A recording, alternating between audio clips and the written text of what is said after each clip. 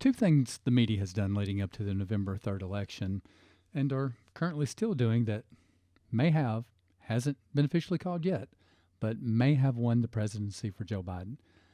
Complicity to voter fraud and extreme bias to one political party.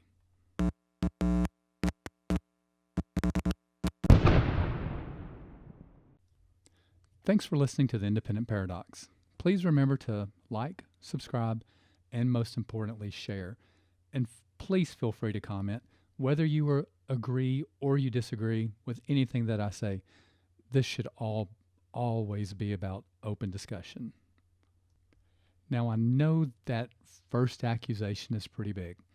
Saying that the media was complicit in and helped and supported voter fraud to happen. But it's right out there in the open. Let's talk about that first. And I'm talking about lots of different media, be it news networks or social media, big tech, whatever. They've all been complicit with allowing voter fraud or just looking the other way. Let's start with YouTube. No state has certified their election results. Not a single one. Only news and media outlets are claiming anyone has actually won the presidential election. Right now, YouTube is running banners underneath videos that state U.S. election. The AP has called the presidential race for Joe Biden. See more on Google. And below that, they'll have robust safeguards help ensure the integrity of elections and results. The AP or CNN or Fox or whoever can't call an election. They're still just projections. But the media is going to push the narrative that this was the most secure election in history. News media should be pushing for making sure the truth is uncovered, no matter what it is. They should be fully supportive of our entire election process working all the way through the democratic process, that only legal votes are counted and illegal votes are not, in accordance with the laws in each state. That's just not what we're hearing from the media. That's not what YouTube is doing, showing these banners underneath videos. They are doing everything they can to try to convince you that no matter what proof there is for voter fraud, it's just simply not true. The election has been called and the integrity was safeguarded. Want to make a lie true? Just show it to millions of people over and over and over, and some will start to question the facts and what they believe. I mean, they can see all of this information for themselves, but they're being bombarded anytime they watch a video that the race is over, the election's done, everything's been called, it's all official, and it's just simply not true. You can just look at the election night voter suppression committed by the major news networks, calling states, specifically Arizona, for Joe Biden while people were still voting in those states. And it can't be with anything other than the intent to convince people just to not go vote. I mean, if you think that your candidate has already lost, what difference do you think it's going to make to you if you go out there and cast your vote? You're going to think that your vote is meaningless, and that's what the complete intent for calling these elections early or calling these specific states early was. This same tactic of just repeating the same thing over and over and over is the same thing that's being used by CNN, NBC, CBS, all of the major news outlets. Just keep telling us what they want us to believe over and over. There can be a fire blazing in the background and people being attacked on camera, but they are saying whatever is happening is peaceful. The fact can be that there are 10,000 affidavits signed by people claiming they have witnessed voter fraud, but they repeat over and over and over that there is no evidence of widespread problems and that it's the most secure election in U.S. history. These are so-called news networks that will tell Trump supporters over and over that what they are seeing and hearing with their own eyes isn't really what's happening.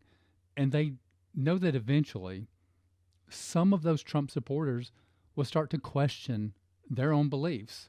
Fact is, if there is voter fraud, election fraud, glitches, intentional ballot count manipulation, and Dominion voting systems, it's just too early for anyone to claim there has been fraud or not been fraud. The media just needs you to not care anymore. It's all they care. Just they need to change the narrative, get you away from it, and just convince you it's no longer news. They want you to just blindly trust what they are telling you. All of their so-called news stories always begin by saying whatever President Trump or his supporters are saying is baseless or false, or these two words, these kinds of phrases are repeated over and over again, just to convince you. Not that it is news that they're reporting, but to convince you the news has already happened, that everything has already been proven to be false, that everything has already checked out. None of that could be further from the truth. Now, it's likely the Trump campaign won't be able to prove some of the allegations, if not most of the allegations, but they're going to be able to prove some of them. I still doubt, and again, I may be wrong, but I doubt there's going to be enough evidence that's going to hold up in courts to overturn elections. Now, I know this week, the week of November the 16th, 2020, there's supposed to be a lot more evidence coming out. And I, for one, I want to see that. I don't believe one way or the other. I mean, I've heard what both sides are saying because I pay attention to both sides, but I withhold and reserve my own judgment until I see what the actual evidence is. My issue is these big media outlets and tech companies, they just want you to believe that everything that they're saying is true. I believe part of the evidence is being tainted by those false statements and false reporting from the news media. If they're unwilling to report on and follow leads, then the news media is 100% complicit in allowing election fraud to happen. I mean, I kind of thought that's what the job was, is you didn't make the facts whatever you want them to be. If you got a lead on a story, you went out and investigated that lead and tried to find the truth. But none of that is happening. As of right now, most of the news media has pretty much moved on from the election results, with almost zero reporting on any investigations into election fraud. The only stories that you're going to see, they're going to be buried somewhere deep in the pages, unless it has to do with Trump withdrawing a lawsuit or something being tossed out, just something negative against President Trump. The majority of the political news is back to being about Trump's failures and fake news he's trying to spread and conspiracy theories. Or there are just stories about how every single policy that Joe Biden is proposing is the greatest proposal in American history, because he has, such a great legacy of supporting laws and bills that just helped everyone in America.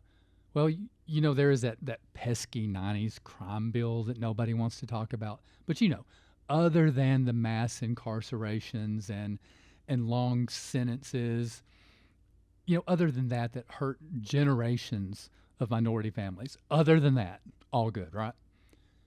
Then there's the story being ran about, COVID is going to be the defining thing, as of right now, the defining thing in Joe Biden's presidency. And COVID is going to all but be defeated by the time Joe Biden takes office. Pfizer's vaccine showing more than 90% effective. Moderna showing around 95% effective. Right now, we're just waiting for these things to finish trials and get approvals. Joe Biden is just going to be riding the wave that was there before he took office and just claim it all for himself. But you've also got the media and Governor Cuomo in New York putting out misinformation over what President Trump said about the COVID vaccine being distributed to New York.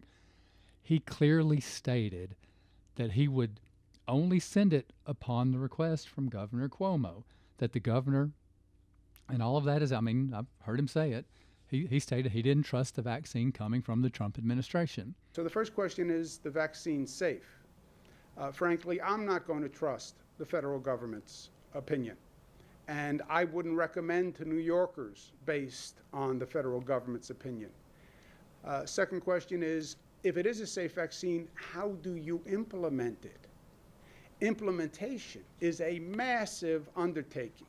On the first question of is it safe, New York State will have its own review when the federal government is finished with their review and says it's safe. We're going to put together our own review committee headed by the Department of Health that will advise me. President Trump simply said he isn't going to send it if they're not going to use it. And of course, the media is saying President Trump is refusing to send it to New York and Governor Cuomo is threatening legal action. Seems, I don't know, maybe the logical thing for the governor of New York to do would be to say, sure, yeah, we'll take some vaccine. Thank you very much, Mr. President. But again, most of what you're going to see in the news over the next 30 days is simply a distraction away from the possibility or likelihood that there was widespread voter fraud. The media knows widespread election fraud isn't new. I mean, the Heritage Foundation's website tracks proven cases of election fraud, and as of today, they currently show 1,298 proven instances with 1,121 criminal convictions over the last several years. And that's just the ones that have been caught. For the media to keep pushing the narrative that there isn't and never has been widespread election fraud, again, is them being complicit to the crimes that have and are currently happening. It didn't just magically stop on November 3rd, 2020. If anything, it's just accelerated. Right now, the media wants you to believe this is all just a big conspiracy theory. But election fraud has long been proven to be true. This is not just a theory. Twitter, YouTube, Facebook, CNN, CBS, ABC, they just all want you to believe them. They don't actually ever show you any facts to support what they are telling you. You're just supposed to believe them no matter what. They will tell you nothing strange is going on with the election, but don't report the fact that the chairman of Smartmatic, the company whose software runs on the Dominion voting systems, was just named to Joe Biden's transition team. This same person was the TSA administrator under Barack Obama. Now, I'm not saying this is some conspiracy. This isn't a conspiracy theory. This is just fact. It's the same person. The question is about what has happened with this voting software on these machines. Joe Biden currently is the projected president-elect, and then he names the person running this company to his transition team. I don't know. They're also going to tell you, the media's going to tell you, that the postal worker that claimed he was a witness or overheard a postmaster saying that the postmarks on ballots were going to be changed and have been changed has recanted his story. That's what the media is wanting to tell you. But what they won't show you is either the proof that he recanted, and they definitely won't show you the video where he states himself that he never recanted. My name is Richard Hopkins. I am the postal employee who came out and whistle blew on the Erie, PA Postal Service, postal office. I am right at this very moment looking at a article written by Washington Post. It says that I fabricated the allegations of ballot tampering. I'm here to say that I did not recant my statements. That did not happen. That is not what happened. and you will find out tomorrow. And I would like that the Washington Post recant their wonderful little article that they decided to throw out there out of random. And they probably also aren't going to be willing to play the audio of the federal agent that was trying to coerce him into recanting his statement. That doesn't make the news. But it does make the news, again, it makes the news complicit for refusing to cover all of the facts of a story about election fraud. Let's look at Twitter. Any claim to election fraud has a warning label. It says, in quotes, this claim about election fraud is disputed. Why do they not have the same type of warning with all of the tweets stating Biden won fairly? Last I checked, that claim that Biden won fairly is the one that's actually being disputed in courts. On tweets that the president says that he won elections, won the election, Twitter's adding a warning to those that say official sources called this election differently. There have been no official sources call anything. All the major social media platforms and news networks are completely dismissive of any allegations of corruption in the election process. They've all decided to hold court and pass judgment without checking any evidence or examining any witnesses. There is more to it than just believing the news media thinks that they are judge and jury. Just this past weekend on CNN, Carl Bernstein admitted that everything CNN has been airing over the last 3.5 years was to get Trump out of office and to make money. Take a listen. If this election had been rigged and Trump had actually won by millions of votes, thousands of people would have to be in on it? Of course, it's a conspiracy theory, but we have to look at who is making the conspiracy plausible to so many people. And that's why I come back to our coverage, not just of the instant moment, but I think in Washington particularly, and in the country generally, we have to start rethinking in the mainstream, quote, mainstream media, some of our coverage. One is, let's take the fact that for 3 years, those closest to Donald Trump in the national security bureaucracy, whether it was Bolton, whether it was Kelly, whether it was Mattis, they all knew, and we knew, that they believed that the President of the United States was a danger to the national security of the United States. And they believed, Kelly, Mattis, Tillerson, and on, that he was unfit to be president. We needed to find a way to report that, get it into our websites, get it on the air much more powerfully than we were able to. And concomitantly, we have in the country this former Cold Civil War now ignited. We need to start covering the country. What is going on with the people of the United States? It might not be as sexy as covering something in Washington or in LA or New York. We need to have reporters out in the country and change our agenda about what people in the country are saying and doing, how they live. It might reduce ratings, it might cut into profits. But if we're going to do the mission that we are supposed to fulfill, we need to start covering both Washington and the country with a different perspective, and perhaps start changing some of our own rules, particularly allowing those close to the president, whether it's Trump or the new president, whoever he is, and in the Congress of the United States, to talk to us on background, tell us what they think is really going on, and then somehow we continue to give them the cover of anonymity. We've got to find a better way to do it to get the truth out there. And the same in the country at large. Yeah. And when covering the country, that includes profiles of Biden voters. They care nothing about free and fair elections.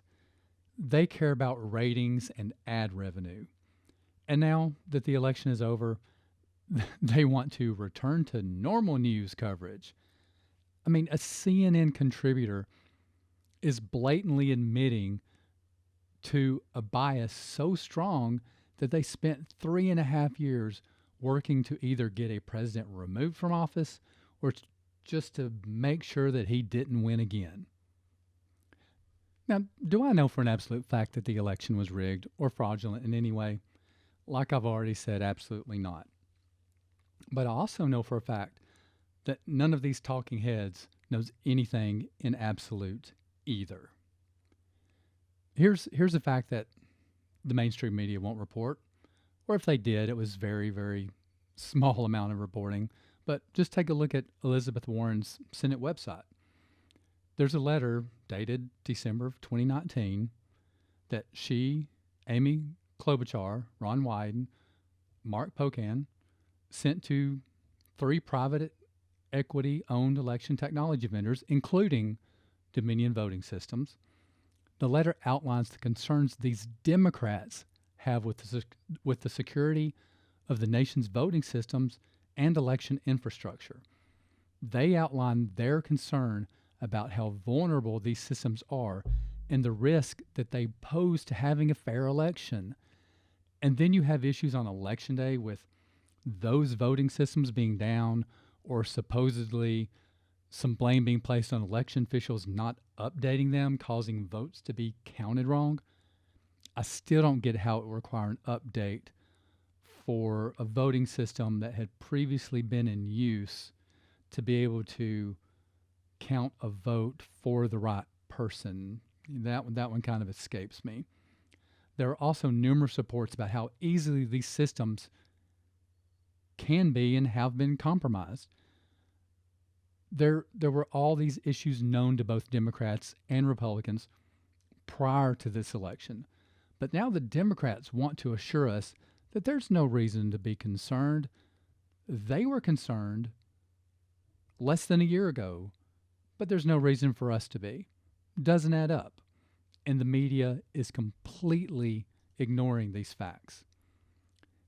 If a conservative tries to bring any of this up, they just want to tell us we're wrong or it's just conspiracy theory. We can see for ourselves that the Democrats knew these systems were a problem. But again, they want to convince us that what we see, hear, read, know, anything they've said in the past, that doesn't actually exist.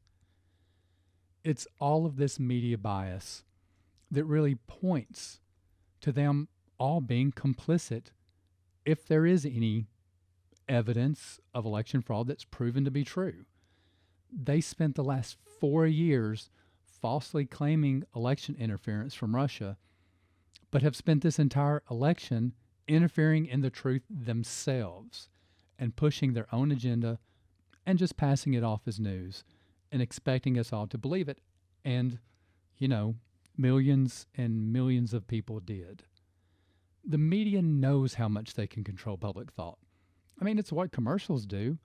I mean, you run commercials over and over and over to convince someone that one product is better than another. Most major news networks have been doing nothing but Democrat ads.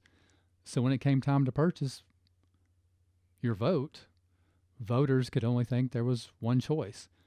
They're so convinced that it worked, they don't want us to think anything else might have been behind the end result. I mean, it didn't matter who was on CNN or who was on ABC News or who they were interviewing.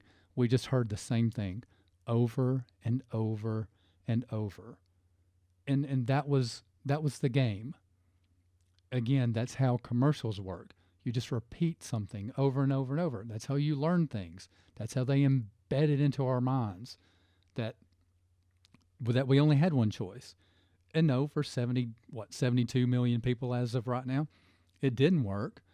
But I mean, for millions of people that it did.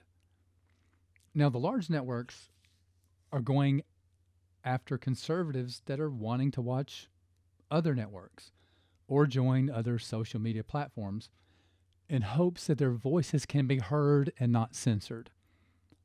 If anyone wants to join Parler, well, they're just a white supremacist. If they want to watch Newsmax, they just want to live in an echo chamber. They completely ignore the fact that President Trump has millions of votes from non-white voters. They completely ignore the fact that conservatives want to be a part of communities not to be in an echo chamber, but they want to be a part of a community where their conservative values and opinions aren't censored. Most, I won't say most, not all, or I'll even just say a lot of conservatives, of Republicans, are open to discussion, which is not what we see from media and from most on the Democrat side. Mainstream media wants us to keep believing that this country is just divided by race. So if you as a conservative, if you want to look somewhere else for your news, or you want to look somewhere else to participate in a community where you can talk about your ideas, then you're racist. I mean, that's what they're trying to do, is just divide us by race. And no matter which way a conservative turns, they're going to say, if you're not doing what they want you to do on the platform they want you to do it on, then you're a racist. They don't want us to look around at each other of all different colors that stand together and support the same conservative values as each other.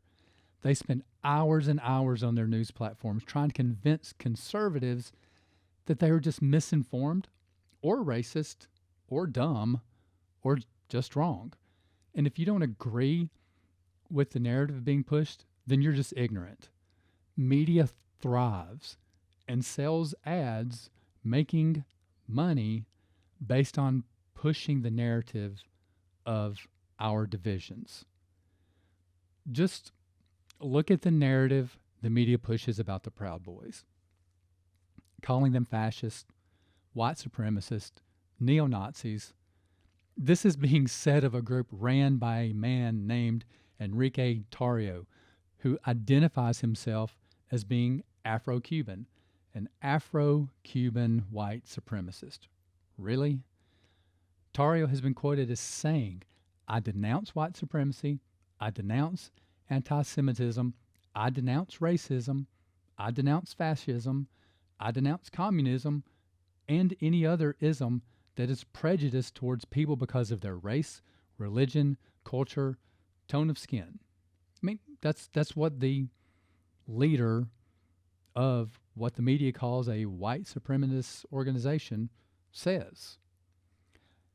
Now, I'm not a fan of the Proud Boys tactics or a lot of the things that they're involved in, but I also think they're being used by the media to push the narrative of white supremacy groups being the only groups that support President Trump.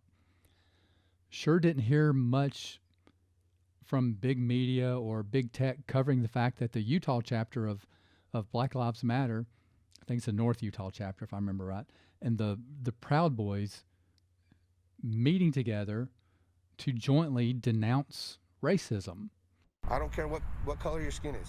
We're all Americans, and we need to find a way to come together instead of divide. It's a line seemingly at odds with an organization that the Southern Poverty Law Center and the Anti-Defamation League say is a hate group. We are in no way, shape, or form white supremacists. What they are, self-described Western chauvinists. What does that mean?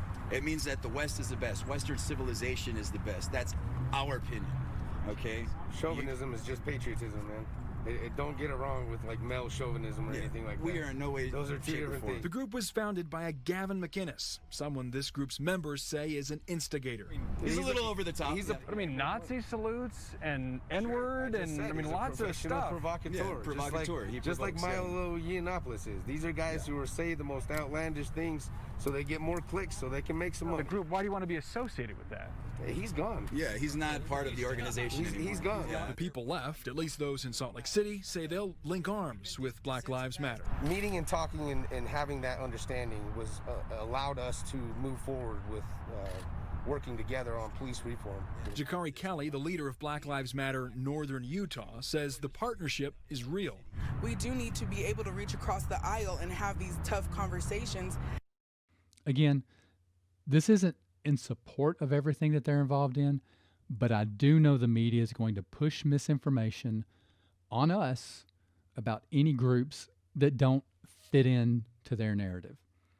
And, you know, honestly, I'm supportive in that way of any group that's standing up to Antifa. All of this to say, stop letting the media control how you think and what you think, especially about other people. Stop letting CNN tell you that your neighbor is a racist just because they don't proclaim to be anti racist. Most people just want to live their lives and just want you to live yours. They couldn't care less what color your skin is. The thought of that, it doesn't cross the majority of Americans' minds. Yes, it does some, and yes, there are plenty of racists out there. There are plenty of people that would probably dislike someone for many more reasons than the color of their skin. I mean, if you try to rob me or hurt me or my family or anyone that I care about, I don't care what color your skin is. I'm going to have a problem with you. And just because someone is a Trump supporter, that doesn't make them a white nationalist. They definitely could be white. They definitely could be a nationalist. But just because they're wearing a MAGA hat doesn't make them a racist. If someone wants to march in support for their president, they have that right. If someone wants to march in support of their heritage, they have that right. The media has condoned and supported Antifa and Black Lives Matter rioters for far too long. Well, they did at least until it no longer seemed to be helping Joe Biden's candidacy. At the beginning, you would hear about how these groups were doing what they needed to do to bring about change, and that they understood the reasoning for burning buildings and looting. That is until it seemed to be hurting Joe Biden. Then suddenly the narrative changed to it being Trump supporters causing the problem. Just stop listening to the media, or at least don't focus on one form of media or news network. We continue to see the same stories play out in cities all across the nation. And it's all division being fueled by the need of major news networks to create more profit. Thank you for listening to The Independent Paradox. If you like what you've heard, please hit that like button, subscribe, and turn on those notifications.